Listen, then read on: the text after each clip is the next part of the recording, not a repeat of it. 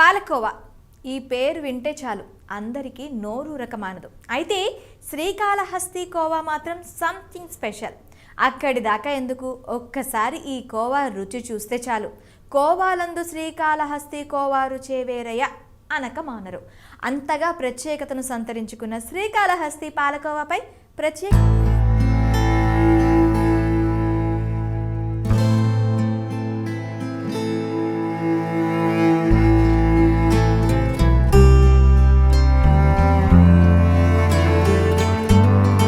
వచ్చేది అక్కడి శ్రీకాళహస్తీశ్వరుడి ఆలయం.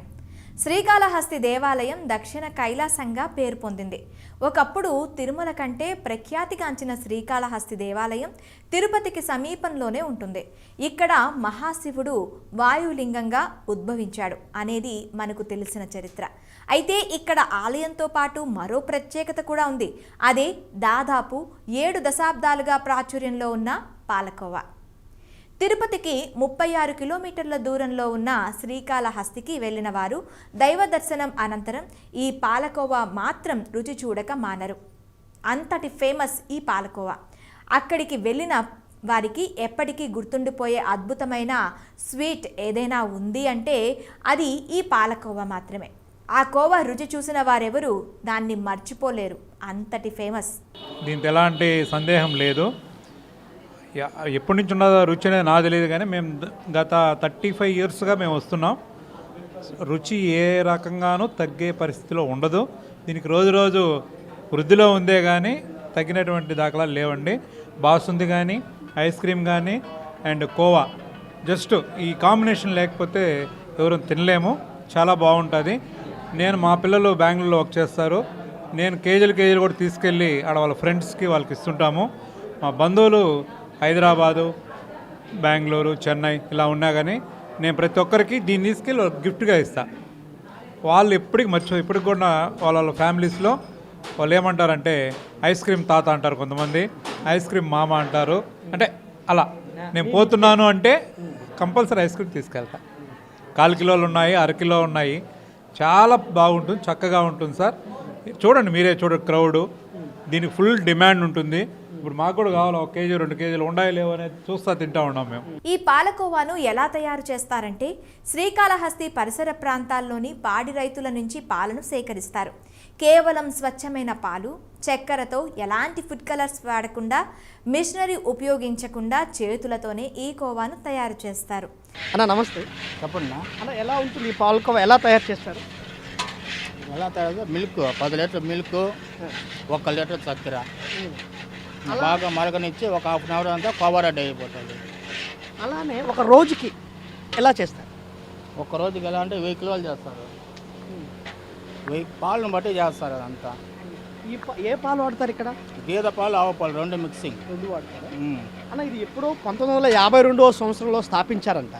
ఈ స్థాపించి అప్పటి నుంచి ఇప్పటి వరకు ఎలా ఉంది పాలకోవా? ఇంకా టేస్ట్ పెరిగింది, సేల్స్ బాగా పెరిగింది అలా. ఇప్పుడు ఎందుకు ఇక్కడ పాలకోవలో ఈ కట్టెలు పోయి ఉంటారు కదా, దాన్ని యూజ్ చేయకుండా ఈ యొక్క శనక్కాయ యొక్క పొట్టునే యూజ్ చేస్తున్నారు, ఎందువలన? శనక్కాయ పొట్టు అంటే కట్లకి గ్యాస్ కన్నా హీట్ బాగా వస్తుంది కాబట్టి ఇది లాగుతుంది, మనకు కలిసి వస్తుంది. మన హీటు సెగ కలిసి వస్తుంది అనమాట, అందువల్ల దీని వాడేది. మీరు ఇక్కడ గత 25 సంవత్సరాల నుంచి పనిచేస్తున్నారని నాకు ఒక సమాచారం జరిగింది. ఆ రోజు నుంచి ఈ రోజు వరకు మీ చేతి వాటన చాలా చక్కగా అద్భుతంగా తయారు చేస్తున్నారు అంటున్నారు. ఏ రోజు కూడా రుచి మారలేదన్నారు. ఏంది మీ రహస్యం, మీ చేతిలో ఉన్న రహస్యం? మన చేతిలో రహస్యం ఏం కాదు, మన society milk, society original milk కాబట్టి వెన్న సత్వం బాగుంటుంది కాబట్టి టేస్ట్ వస్తుంది. మన మిల్క్లో కల్తీలు పౌడర్ గీటర్ ఏమి కాబట్టి అది మనకు టేస్ట్, ఏ టేస్ట్ కాదు ఆ టేస్ట్ వస్తూనే ఉంటుంది. అన్న, ఈ యొక్క పాలకోవలో ఏమేమి వేస్తారు తయారీకి? ఏమేరు, పాలు చక్కెర తప్ప 2 ఏమీ లేవు. పౌడర్ కానీ మిక్సింగ్ కానీ రవ్వ కానీ ఏమి కల్తీ ఉండదు, ఓన్లీ పాలు చక్కెర. ఎన్ని లీటర్ పాలు యూజ్ చేస్తారన్నా? ఇప్పుడు ఒక బాణం పెట్టారు కదా మీరు, దాంట్లో మ్యాక్సిమం ఎన్ని లీటర్లు పాలు పోస్తారు? 10 లీటర్లు పాలు పోస్తాను. 10 లీటర్లు పాలు పోసి 1 కిలో చక్కెర, లీటర్కి 100 గ్రాముల లెక్కన చక్కెర కలుస్తుంది. ఎన్ని కిలోలు వస్తుంది? 10 లీటర్లకి పాలకి ఎన్ని కేజీలు పాలకు వస్తుంది? 2.5 కిలో నికరంగా రావాలి. గేదె పాలు అయితే 3 కిలోలు వస్తుంది, ఆవు పాలు అయితే 2.5 కిలో వస్తుంది. రెండు మిక్స్ చేస్తే 3 కిలోలు వస్తాయి. ఈ యొక్క గేదె పాలకి మరియు ఆవు పాలకి డిఫరెన్స్ ఏమైనా ఉంటుందన్నా? ఆవు పాలు అంటే వెన్న శాతం లైట్గా ఉంటుంది, గేదె పాలు ఫ్లాట్ అన్నీ నిక్కరంగా ఉంటుంది. కాబట్టి మనం రెండు మిక్సింగ్ చేసామంటే మన నూక అనేది ఏర్పడుతుంది, క్వాలిటీ బాగుంటుంది, తినేదానికి రుచిగా ఉంటుంది. ముఖ్యంగా తయారీ విధానంలో అనేక జాగ్రత్తలు పాటిస్తూ తయారు చేసే ఈ కల్తీ లేని కోవా అంటే సామాన్యులకే కాదు, ఎంతోమంది ప్రముఖులకు కూడా చాలా ఇష్టం. ఇంకో విషయం ఏంటంటే కోవా తయారీలో కట్టెలను కూడా వాడరట. కట్టెలపై కోవాను తయారు చేస్తే ఈ కోవాకు అంత రుచి రాదట. తయారీ కోసం వేరుశనగ పొట్టును మాత్రమే ఉపయోగిస్తారు. వేరుశనగ పొట్టు ద్వారా వచ్చే మంట హెచ్చు తగ్గులు లేకుండా తయారీకి సమానంగా ఉంటుందని తయారీదారులు అంటున్నారు. రైతుల దగ్గర నుంచి నేరుగా సేకరించిన పాలతో కోవా, ఐస్ క్రీమ్, బాసుంది తయారీకి ఉపయోగిస్తామని చెప్తున్నారు. పాలకోవాని మిషన్స్తో కాకుండా మాన్యువల్గా తయారు చేయటం ద్వారా కోవా బాగా రుచికరంగా వస్తుందని తయారీదారులు అంటున్నారు. ఇక్కడ ఉన్న రోజులు మేము రెగ్యులర్గా ఇక్కడికి వచ్చి తినడం అనేది ఒక ఇది అయిపోయింది అనమాట. తర్వాత ఇక్కడ పాలు అనేది చాలా ఇంపార్టెంట్. మనకి ఎక్కడ కూడా పాలు ప్యాకెట్లుగా కనబడతాయి. ఇక్కడ పాలు ఎట్లంటే మనం క్యాన్లోనే అలానే తీసుకొని వచ్చి మనకు ఇలా కుళాయిలాగా పెట్టి దాంతో పట్టించి పోసేవాళ్ళు అనమాట. ఆ చిన్నప్పుడు అప్పటి నుంచి కూడా మేము ఇక్కడ తెలిసిన వాళ్ళం అనమాట. మేము రెగ్యులర్గా ఇక్కడికి వచ్చి పోతూ ఉంటాము.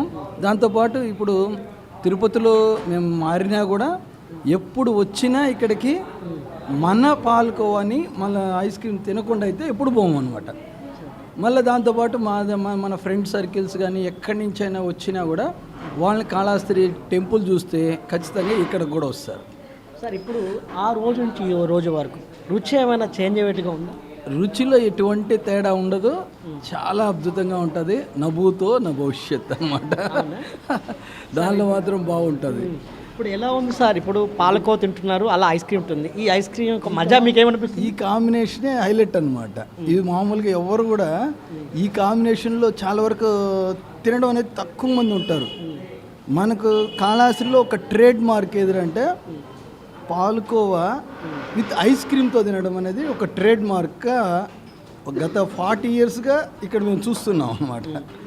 మేము చిన్నప్పుడు ఉన్నప్పుడు కూడా అక్కడి నుంచి మేము ఉండేది ముత్యాలమ్మ గుడి వీధి, అలా ఎక్కడున్నా కూడా అక్కడి నుంచి ఒక క్యాన్ పెట్టుకొని వచ్చి పరిగెత్తుకుంటే అప్పుడు ఇక్కడ ఉండింది, ఇటుపక్క నుంచి మనకు ఓపెనింగ్ ఉండింది, ఇక్కడ తీసుకొచ్చి ఇట్లా పెట్టి తీసుకున్నామంటే ఇక్కడ నుంచి కరిగే లోపల ఇంటికి వెళ్ళి అందరం కలుసుకొని కూర్చొని తినేవాళ్ళం అన్నమాట. శ్రీకాళహస్తి పాలకోవాకు తెలుగు రాష్ట్రాలతో పాటు కర్ణాటక, తమిళనాడులోనూ మంచి గిరాకీ ఉంది. డిమాండ్ను బట్టి హైదరాబాద్, బెంగళూరు, చెన్నై వంటి మహానగరాలకు ఇక్కడి పాలకోవాను రవాణా చేస్తున్నారు నిర్వాహకులు. సార్ ఇక్కడ ఒక రోజుకి ఎంత తయారవుతుంది సార్? 150 కిలోలు, 160 కిలోలు తయారవుతుందా? ఎంత సార్? 1/4 కిలో? 1/4 కిలో 75 రూపాయలు. అదేవిధంగా అర కేజీ అయితే 150 రూపాయలు. కేజీ అయితే 300 సార్. 300 సార్. ఆ ఒక రోజుకి మొత్తం సేల్స్ అయిపోతుందా? Sales sir, super. Full demand. ఏమైనా మీరు కొరియర్లు కానీ ఏమైనా పంపిస్తారా? ఆన్లైన్ ఉంది సార్. ఆన్లైన్ కూడా ఉంది. ఇది ఎట్లాంటి ప్రాంతాల్లో చూసుకుని తింటారు అందరూ? ఇప్పుడు పక్కనే తమిళనాడు, కర్ణాటక, హైదరాబాద్ ఉన్నాయి కదా. అవునా సార్? ఆ ప్రాంత వాసులు కూడా బాగా వస్తారు సార్, బాగా వస్తారు సార్. ఇప్పుడు మూవీలో మీ యొక్క పాలకూర గురించి మూవీలో మాట్లాడడం జరిగింది అల్లు అర్జున్ గారు. తగ్గేదేలే అదేవిధంగా పాలకోవది ఒక సీన్ పెట్టారు. అప్పటి నుంచి ఇప్పటి వరకు వ్యాపారం ఎలా ఉంది? బ్రహ్మాండంగా బాగా పీక్ అయింది, బాగా పీక్ వచ్చింది బిజినెస్. ఒక్కసారి ఈ కోవా రుచి చూసిన వారు మళ్ళీ మళ్ళీ ఆస్వాదించాలనుకుంటారు. ఒక్కసారి తింటే వ్యసనమే అని 3 గంటల్లో 300 కేజీలు అమ్మకం చేస్తామని అంటున్నారు నిర్వాహకులు. ఇక్కడ వర్క్ చేస్తున్న గిరి గారి దగ్గర ఉన్నాము. ఇక్కడ కొన్ని విషయాలు తెలుసుకున్నారు. సార్ నమస్తే. సార్ సార్ ఇప్పుడు మీరు ఎలా చేస్తారు, ఎలా అందిస్తారు? కోవా ప్యాకింగ్ అవ్వడం, ప్యాకింగ్ చేసి కస్టమర్లకి అందిస్తూ ఉంటాము. కాళహస్తి అంటే కోవా ఫేమస్, చాలా మంది వస్తూ ఉంటారు. సార్ మ్యాక్సిమం ఒక రోజుకి ఎంత తయారవుతుంది మీ ఆలోచన? రోజుకి 150-200 కేజీలు అయిపోయి ఎంత జరుగుతుందా? సో ఇదేనా ఈ విజువల్స్లో చూస్తున్నాం కదా సార్. ఇక్కడ ఇప్పుడు మీరు వేసారు కదా, ఈ యొక్క కాటా ఉంది కదా, ఎంత వెయిట్ కట్ అంటారు కదా దాన్ని, ఆ వెయిట్ 1/2 కేజీ 1/4 కేజీ ప్యాకింగ్ చేస్తాం. ఎంత సార్ ఇక్కడ? 1/4 కేజీ 75 రూపీస్. అదే 1/2 కేజీ 150. కేజీ 300. 300. అయితే మీరు ఈ కాళశ్రీ పాలకోవతో అందరిని ప్రజల మనసులో దోచేసుకుంటున్నారు అయితే. కాళశ్రీ కోవా అంటేనే ఫేమస్. అవునా సార్? మీరు ఉదయం ఇప్పటి నుంచి డ్యూటీకి రావాలా? ఇప్పటి నుంచి ఎప్పుడు పోవాలి సార్? ఉదయం 6 గంటలకు వస్తాను. నైట్ ఉదయం 6 గంటల నుంచి 6 నుంచి రన్నింగ్లో ఉంటుంది అమ్మకం. నైట్ 8:30, 9 అయిపోతుంది. అంతేకాదండోయ్, ఇక ఈ గోవా గురించి పుష్ప సినిమాలో కూడా ఓ డైలాగ్ ఉంటుంది. అంతేకాదు, పుష్ప సినిమా షూటింగ్ సమయంలో చిత్ర బృందంలోని వారు రోజు వచ్చి ఐస్ క్రీమ్ కోవా తినేవారట. వారు కోవాను తినడంతో పాటు ప్యాక్ చేసుకుని తీసుకెళ్లేవారట. అంత వరల్డ్ ఫేమస్ ఉన్న ఈ పాలకోవాను మనం కూడా టేస్ట్ చేయాల్సిందే. గతంలో ఉన్న 1952 సంవత్సరం స్థాపించిన ఈ యొక్క పాలకోవా స్పెషల్గా తయారవుతున్న ఈ పాలకోవా ఈ రోజు వరకు అంటే 2024 వరకు కూడా అదే రుచితో అదే క్వాలిటీ కూడా జరగడం జరుగుతుంది. ఇది అప్పటికంటే ఇప్పుడు ఇంకా గ్రోత్ పెరిగిపోయింది. రోజుకి 150 కేజీలు 200 కేజీలు దాకా పోతాయంట. అదేవిధంగా ఆన్లైన్ బిజినెస్ హైదరాబాద్, తమిళనాడు, కర్ణాటక ఆ రాష్ట్రాలకు కూడా ఈ చాలా తీసుకుని కూడా వెళ్తారంట.